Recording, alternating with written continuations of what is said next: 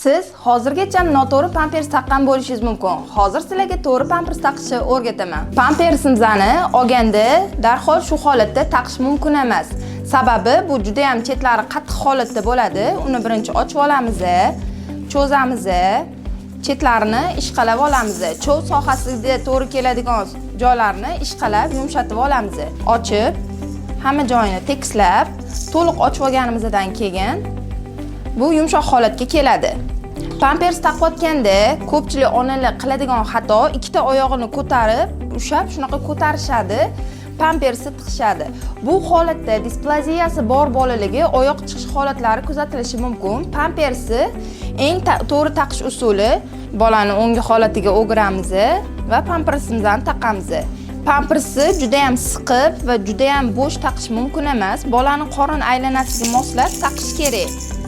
Yaxshilab fiksatsiya qilib qo'yamiz yopishgan joylarni. Oxirgi harakatimiz bu cho'z sohasini salgina ochib, havo aylanadigan holatga keltirib qo'yishimiz. Pampersimiz tayyor, yumshoqqina. Yaxshi taqildi pampersimiz, hamma joylari yaxshi ko'rishingiz mumkin.